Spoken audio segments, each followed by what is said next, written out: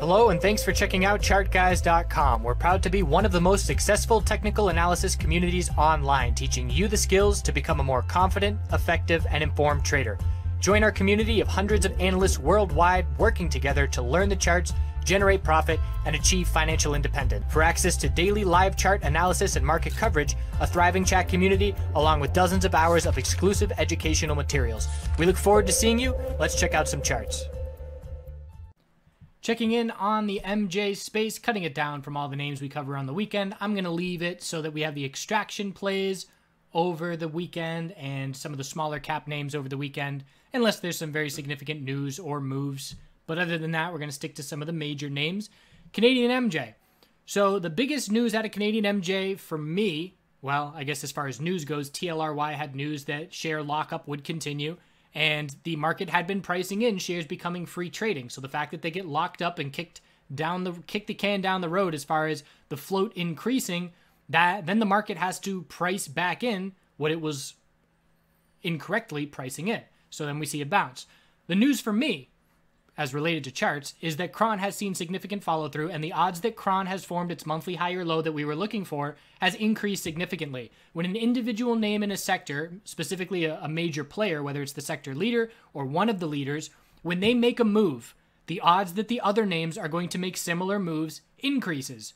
Likewise, we have the USMJ sector still not giving us any bull offense. We're playing defense on a lot of names. A couple names have broken down to lower lows, GTII being one of them. So the fact that GTII has broken bearish potentially increases the odds that these other names could break bearish as well, and we're certainly going to be prepared in case that does happen because that's what the trend is dictating at this point. But I'm more interested in Cron, and if we're going to, an analogy that I was thinking of that is relevant to the current weather the last couple of weeks here would be that when the market was pulling back the S&P 500 very significantly, we'll call that a thunderstorm and pouring rain for a couple weeks in a row. And it's almost like when the rain stops and these animals start to come out of their holes, whether it's the birds begin chirping or the squirrels come out of their nests, that's when we start to get a little bit of confidence. And the more animals that are coming out into the clear, the more confidence that we have. So SPY gets a significant bounce. It trickles down into the major names with Amazon getting a massive bounce, the tech sector, the financial sector. It trickles down to the MJ sector getting a pretty significant bounce at this point. So the fact that we're seeing all this trickle down from towards the higher risk markets, the question is, will USMJ be next? And we're watching very close to see if that's going to be the case. But again, Cron monthly time frame, notable. Let's see if we can change some daily trends now on names like CGC. So CGC, anything under 45.78 is just a daily lower high. So we're not changing any trends. Yes, it's a massive bounce. Yes, we're up 10%. Still holding my swing at this point. And this morning I almost sold my swing position. And it was because of the gap up open. If we had opened above $43, I probably would have sold. Because we opened just barely above the high of yesterday, 42.53, I held on to that position. And also being distracted by the morning live stream was helpful in this instance. But at this point, I'm going to be looking at potentially two things. Number one, the loss of an hourly uptrend, indicating the top of the bounce has been set. And we then have to pull back and form a daily higher low compared to 38.38, or riding it through that, sitting through the pullback and knowing that we have to form a higher low. For me personally, I will probably exit when we lose the hourly uptrend, knowing that if I rebuy even just 1% cheaper, it's worth it. And we'll see if we can form the daily higher low once we do top out, higher low and higher high to confirm we are then in a daily uptrend. Hourly key support, 43.17. Bulls have to hold that level to keep the hourly uptrend, and if we lose it, then daily consolidation will likely be underway. So Cron, the star of the show, it is the lead major MJ name. There's no doubt about that at this point with the size of the move, and really it's on the back of an upgrade. But if we look at this monthly time frame, that's a very bullish chart overall. Look at the bear volume compared to the bull volume. I know I've been pointing this out for a long time. The 12-period exponential support. I was looking for a swing trade position in Cron, looking for that monthly higher low to form, and I was shaken out of that position. Remember, I was stopped out right about here. Thought I was a great decision after the 3 days of bear follow through to lower lows. And then, of course, now would rather have those shares. But that's not the kind of thing that I look back on and say, oh, I should have done this or should have done this. In my opinion, I played it just fine, and I probably wouldn't play it any different if you gave me another opportunity.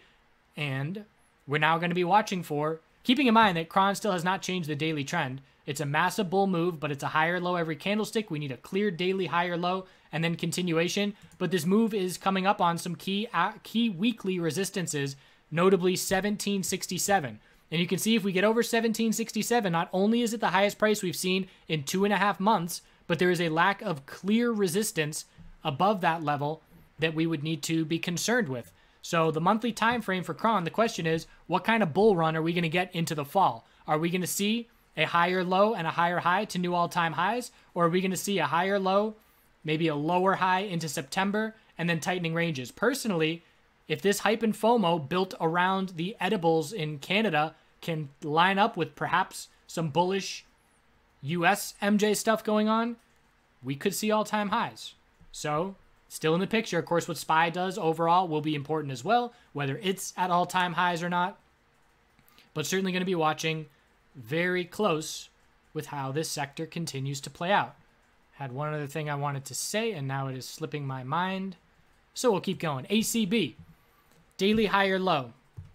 So we got our low, high of the bounce, higher low, and if we cannot break 816, it's a lower high. Let's see if the 4-hour time frame gives us more clarity. I like the clarity here. So higher low of 745, we're scouting 816. If we form a lower high compared to 816 and lose the hourly uptrend, we're going to look to pull back into the middle of the week and form a higher low compared to 745 and see this range continue to tighten up. What's the monthly time frame doing for ACB? It's looking for a higher low like so many individual names are doing. If Kron has formed a monthly higher low, the odds that ACB has formed a monthly higher low will increase.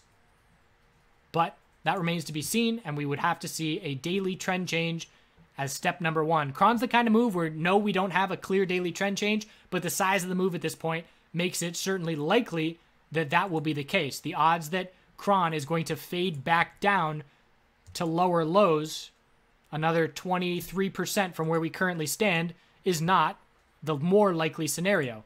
APHA, so same tightening range scenario as ACB, but a little bit bigger of a range as far as time. We have our, and actually I take that back, we did drop to a lower low on the daily, so that's a distinct difference. If we can't break 768, the bulls don't prove anything. We topped out today. It's a bearish reversal candlestick, the same as SPY formed on the daily time frame. And if we see a bear break tomorrow of 740, then we're going to zoom out to the daily, and we're going to look for a daily higher low to try and form compared to 657. Anything above 657 is a daily higher low and a clear resistance rejection if we get over 768. Monthly time frame, we're looking for a monthly higher low to form, and we need to see some follow through, but a higher low compared to 375 may potentially be set already at 629, same as Kron. TLRY, another name that may be setting its monthly support level. So we had that news today, a bullish reaction, the double bottom and break of resistance is notable, but look at the weekly time frame. And again, this is my anti-FOMO when I just look at other time frames and know that if we do not break 5410 on TLRY, it's just a lower high. This weekly trend is not changing anytime soon. In my opinion, we will have to reject from 5410, form a higher low compared to 34, and then change the weekly trend. Looking at the monthly chart, that would be the start of a solid monthly bounce if that were to take place. But again, a long way to go for these TLRY bulls because most of the names that we just looked at don't have this bearish of a weekly chart that they are trying to recover from. So it's almost like the hill that the bulls have to get back over is steeper than it is on these other names. OGI, nice and tight here as well. The low of the pullback, high of the bounce. Higher low established last week. Anything under 765 is a lower high. Let's see the 4-hour time frame. Decent for clarity. When you zoom into the 4-hour chart, extended hours levels are sometimes different, and it's worth being aware of what those extended hours levels are. But I would be looking at anything under 765 as a lower high, and the key support being 710. Remember, we're trying to form this weekly higher low. We're still in a weekly uptrend on OGI, holding the 12-period exponential support, which has held every period of consolidation since the December bounce started. And if we can see this bull break and change this daily trend with the higher low and higher high, that makes us very confident the weekly higher low has been established. So 765 is the key resistance. HEXO, key resistance here is 670. bulls are right up on top of that level. Looking at the weekly time frame, still an uptrend. Anything above 588 is a weekly high or low. We've been pulling back for 4 or 5 weeks at this point, and the bulls are trying to shift this momentum. 719 becomes the most important resistance if we can get over 670. And again, it's not a trend change. It will be breaking resistance if we get over 670, but we will need a clear daily higher low and higher high to confirm we are now in an uptrend. TRST also trying to form that daily higher low, low, high of the bounce, higher low, and bulls have to break 760 to change this daily trend. And the monthly time frame for TRST, a little bit less clear, but it is still high, low, lower high, scouting a higher low. Have to change daily trends to even have some hope of these monthly higher lows being set. Overall, though, a bit of a sigh of relief for the Canadian MJ sector, some signs of some life, and the question is now, can SPY give us a daily higher low and higher high to new all-time highs? SPY today was 1.6% away from the all-time high. So if the bulls in the S&P 500 can get to that all-time high in June or July, it's going to be ideal for this sector to try and see these monthly higher lows form. And you know the saying sell in May and go away, and my response to that in the chat room was sell in April after significant gains, rebuy in June while the herd is acting on a nursery rhyme. So we'll see if that ends up playing out. But again, a large part of my belief of the summer pullback not really occurring and just shifting the time frame of when it occurs. Because if everybody on social media is talking about a summer lull and a summer pullback, it gets priced in advance. And that doesn't mean we can't pull back in the summer, but perhaps our lows are now set before we even hit officially summer, June 21st.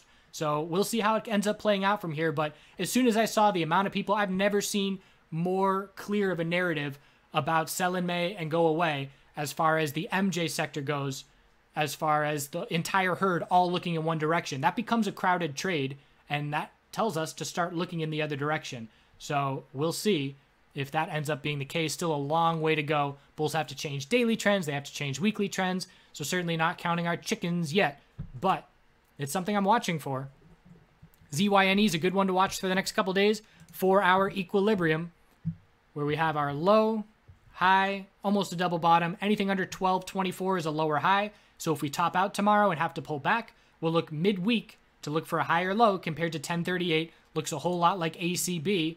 4-hour time frame, a bit different, but if we pull back the next couple days, we're looking for a higher low, and ZYNE, pretty similar. If we get a bull break of this 4-hour pattern, the daily trend changes, and our weekly higher low has been established right off the weekly 12-period exponential support. So again, those 12-period exponentials, I've only started using them since trading them actively in the cryptocurrency space 2 years ago, and I have loved them as visual guides in trends on longer term time frames. PYX, anything under $19 is just a daily lower high. We topped out at 1887. So still some clear resistances here. Bulls are going to have to hold 1675 and break 19 and 1983 to clearly shift this momentum. Monthly time frame, scouting a higher low. And if we can see the bulls get over that 1983 level, the odds that our monthly higher low has been set will increase a decent bit.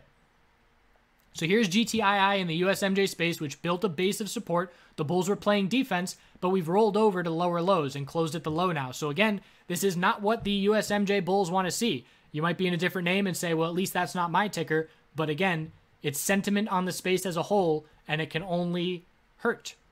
So looking at the weekly chart, or the monthly, let's say, we're looking for a monthly higher low. Anything above 1008 is that higher low, but that's 45% away, and a lot of space where we could still continue to pull back. For the bulls to prove anything at this point, we have to see a break of 1650. If we don't break 1650, bulls prove nothing. Curaleaf, giving it back. This is why we have to scale out partial positions into strength if we are playing oversold bounces, because we're just looking for daily lower highs to be set. We have a double bottom down at 1007. And if that level breaks, there's a gap to fill down at 923. New daily lower high of resistance is 1193, and bulls gave that move back. So no monthly higher low, no confidence in a monthly higher low being set yet for Curaleaf. And if we see another leg down, we'll be looking at that gap fill as a potential target. CWeb, just building a base of support. Again, playing defense, not doing anything for offense. Bulls have to break 1817 to see the first shift in momentum. We are looking for a monthly higher low on CWeb. And we have to change the daily trend, and then we have to change the weekly trend to have any confidence that it is going to take place. So 1817 key resistance short term. Support is 1695 and 1638. IAN has my interest because of the 4-hour pattern, and tomorrow's pretty much put up or shut up day because we have broken this trend bullish, this pattern bullish. It was a falling wedge. We broke it bullish today. We back tested and held support. Now we need follow through. So tomorrow, if the bulls do not break 543, which is a little double top, it's the highest price that we've seen in the last 11 days. If we do not break 543, that's a red flag for me. We have to break 543 and make our way to the resistances in the 560s. Otherwise, we're going to be looking to fade just like GTII and head back down to $5 support. Key day tomorrow for IAN bulls to try and prove themselves. TRUL, looking like a bear flag at this point. Have to hold that low of 1362. Have to break resistance of 1491, which was a double top today. We're looking for TRUL to give us a monthly higher low, but there is no indication that that's happening yet, as the daily chart is still very weak. MedMen, solid bounce from all-time lows. Anything under 321 is just a lower high. What I would love to see is an inverse head and shoulders pattern. I'd love to see a rejection from 321, a pullback for a higher low around the 3 to 290 level, and then continuation. And I might be on board to play that if it is indeed how it plays out. Left shoulder, head, if we cannot break 321, we need a higher low to form. And then we look for a trend change on the daily. We would then zoom out to the weekly chart and just look for a weekly lower high to form. But that would be the first clear shift in momentum on the daily time frame that we have seen pretty much since March. So 3 months of a clear, massive downtrend, trying to change the trend, all about 321 and whether we need a daily higher low first before we head to that level. So that's all we got as we head into tomorrow. Watch those 4-hour tightening ranges. That's going to give us some good insight. We'll see how much the market pulls back if we are indeed starting S&P 500 consolidation. Kron is the lead bull. We'll see if the bulls get some continuation after the strong close there tomorrow. IAN needs to prove it for the bulls tomorrow. And we'll take it from there. 1 day at a time. Daily trend changes needed for monthly higher lows. The Canadian MJ monthly higher lows look a lot more convincing than the US MJ monthly higher lows at this point. But we still need follow through on those Canadian MJ names as well. Hope you have a good rest of your day. See you tomorrow.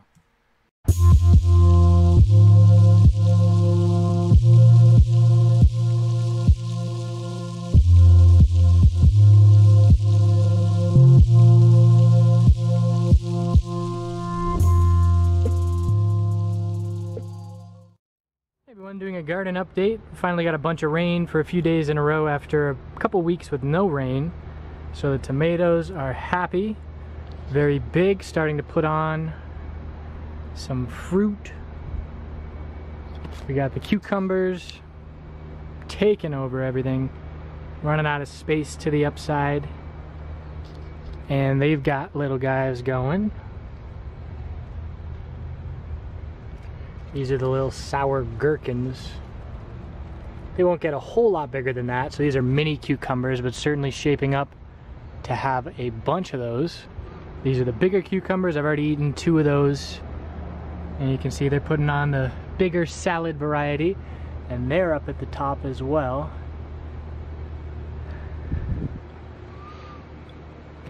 Potatoes still doing their thing. There's probably a whole bunch of big potatoes growing in there. These are the flowers. They're going to start flowering in a week or 2. You can see the flower heads starting to form. Zucchini plant pumping out the zucchinis. This is a no good guy. Looks like a big ladybug, but it's not a ladybug.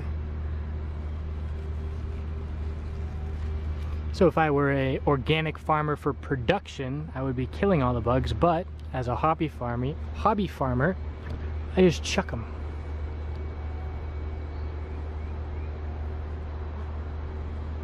And we'll see how long he stays away for. Butternut squash. You can see the baby butternuts forming there. Chard still going. Eggplant is putting its first mini eggplant on. The beans have started. The peppers have started. I've already eaten some of these string beans.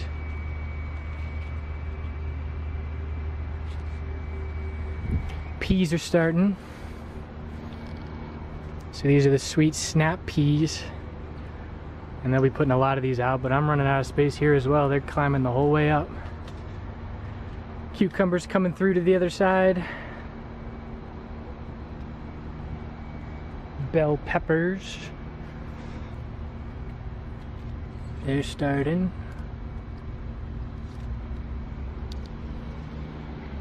Some kind of winter squash, not sure exactly what. You want to put them on rocks and keep them off the soil because they'll rot a lot easier if they're touching damp soil. I think that's all the update we got right now. This is fennel. It's taller than me at this point.